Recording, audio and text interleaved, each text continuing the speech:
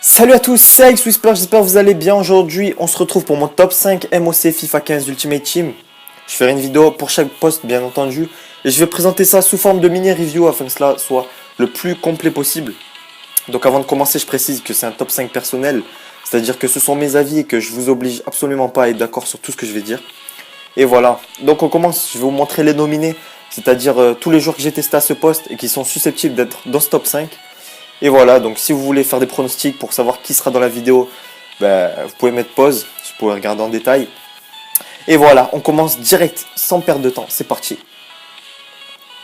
Allez, on commence tout de suite avec le numéro 5 de cette vidéo. C'est un Anglais évoluant en Barclays Premier League, qui joue à Manchester United plus précisément. Il s'agit de Wayne Rooney. Donc Wayne Rooney c'est un peu spécial parce que normalement son poste de prédiction c'est buteur.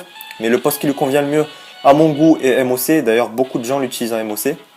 C'est pas pour rien. Son prix équivaut à peu près 15 000 crédits.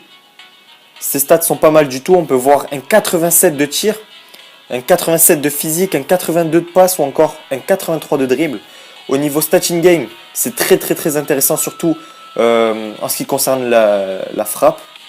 On peut noter un 85 de long shot, un 86 de finition, un 89 de volée, mais surtout les gars, un 91 de puissance de tir. Donc ça c'est énorme si vous voulez tirer de loin ou des grosses frappes en force. C'est vraiment l'homme qu'il vous faut. En ce qui concerne le physique, c'est vraiment incroyable. 89 d'agressivité, 85 de force, une endurance pas mal du tout avec 85. Au niveau des passes c'est pas mal non plus. 85 de passes longues, 84 de passes courtes. Son gros point fort, à mon goût, c'est les coups francs. Donc il a à peine 79 de coups francs. Mais vraiment, je trouve qu'il mérite largement mieux. Vous tirez avec lui, il y a forcément but. Si vous savez tirer un minimum les coups francs. Il est vraiment très bon dans ce domaine. C'est un très bon joueur. Mais malheureusement, sa vitesse lui fait défaut. 76 de vitesse. Mais sinon, ça va. Ça reste l'un de ses seuls défauts. Avec les dribbles. Même s'il a pas mal... il a 83 en dribble. Mais je trouve qu'il dribble vraiment pas assez. Il a que 3 étoiles en geste technique, c'est pas super. Et voilà. En ce qui concerne l'équipe dans laquelle je l'ai introduit, il s'agit d'une équipe de Barclays Premier League évidemment, avec du Mario Balotelli et du Sturridge devant. Son bilan est très correct, 50 matchs, 32 buts, 24 passes décisives. Donc c'est un bilan de milieu offensif, c'est vraiment pas mal. Je l'avais acheté 29 500 à l'époque, ce qui était plutôt cher, c'était avant la fourchette des prix. Et voilà.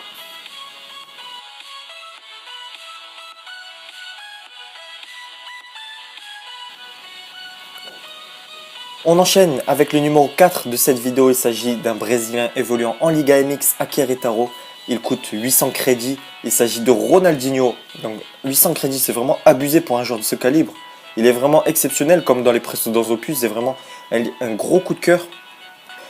J'ai pas fait énormément de matchs non plus, mais les quelques matchs que j'ai fait avec lui m'ont convaincu. Alors les stats notables de Ronaldinho, c'est 91 en contrôle de balle, 85 de dribble avec un joli 5 étoiles de geste technique, mais ça bouge pas. Un 87 de coup franc, un 84 en passe longue, un 86 en vista et un 72 en force. Donc c'est pas des stats qui sont exceptionnels, mais franchement ça se ressent pas trop. Ce qui se ressent le plus c'est sa vitesse malheureusement. Voilà, c'est pas avec lui que vous ferez des tout droits, ça c'est sûr. Mais si vous êtes un bon skiller ou quoi, ça passe crème. Je le mets dans une petite équipe brésilienne à côté de Neymar, Douglas Costa et tout le tralala. En ce qui concerne son bilan, c'est plutôt pas mal avec 25 matchs joués, 23 buts et 16 passes décisives. Je l'avais acheté 650 crédits. Donc si vous avez 2-3 crédits à lâcher, mettez-le dans Ronaldinho. Donc ne vous arrêtez pas à la stat de vitesse. Même si c'est vrai que c'est un gros point faible. Mais sinon, c'est vraiment un joueur à tester. On rentre dans le top 3. Il s'agit d'un Belge évoluant en Serie A à Napoli. Il coûte aux alentours de 1300 crédits. Il s'agit de Dries Mertens. Alors pour moi, Dries Mertens, c'est vraiment un joueur à avoir absolument dans une Serie A. C'est la vivacité à l'état pur. Avec 88 de vitesse, un 92 d'accélération, un 93 d'agilité, un 92 d'équilibre, un super bon contrôle de balle avec une stat de 87, 87 de dribble, 4 étoiles en geste technique, 4 étoiles de mauvais pied. Il tire super bien les coups francs avec 82 en stat de précision de coups francs. Tous les coups francs de près, vous pouvez les mettre, que ce soit excentré ou non. Les coups francs d'un peu plus loin, ça va être compliqué, mais c'est vraiment pas impossible non plus. J'en ai déjà mis des plus de 30 mètres avec lui, mais c'est un peu plus rare quand même. Ensuite, il a un 81 en long shot et un 82 de vista pour ceux que ça intéresse. Il est vraiment très bien, sa principale qualité, je l'ai dit, est sa vitesse, sa vivacité qui est exceptionnelle. Il a un petit manque de physique, mais sa rapidité et sa finition vont compenser.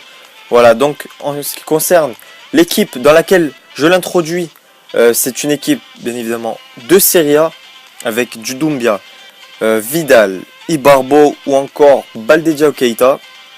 C'est une équipe assez intéressante où je le mets en numéro 10. Des fois il m'arrive que je le mette en milieu centre. Voilà, j'ai fait plus de 100 matchs avec lui. Il m'a mis une quarantaine de buts, une quarantaine de passes D. C'est pas un bilan exceptionnel non plus.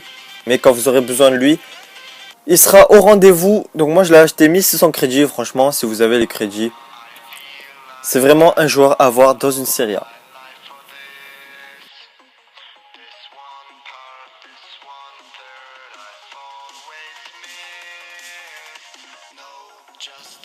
Let's go, on attaque avec le top 2. Il s'agit d'un Français évoluant en Barclays Premier League à Newcastle. Il coûte à peu près 800 crédits. C'est l'un de mes plus gros coups de cœur de ce jeu, tout simplement.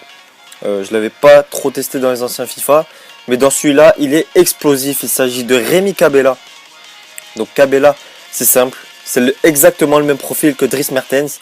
C'est le Dries Mertens de la Barclays, tout simplement. Il a 81 en contrôle, 81 coups francs. Des coups francs qu'il met à la perfection, c'est vraiment exceptionnel. Il a ensuite 87 d'accélération, un 89 d'agilité, 84 d'équilibre. Très bon dribbleur avec 84 en dribble et 4 étoiles en geste technique. Il a une stat de vista de 81. Malheureusement, ce qui lui manque, c'est de la force et de la tête. Donc du physique en général, quoi. 57 de physique, 54 de force. Sinon, à part ça, il a une bonne stat de passe, 77. Il sera toujours présent pour faire l'appel qu'il faut. Il est toujours présent dans les moments difficiles.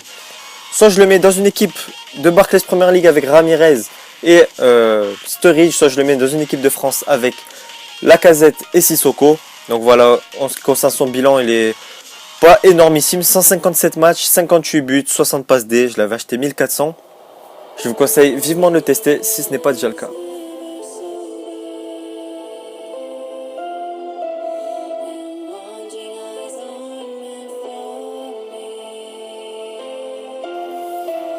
Et voilà, on arrive au moment tant attendu. La première place du classement est attribuée à un ancien joueur du Real Madrid. Il joue désormais en Barclays Premier League à Manchester United.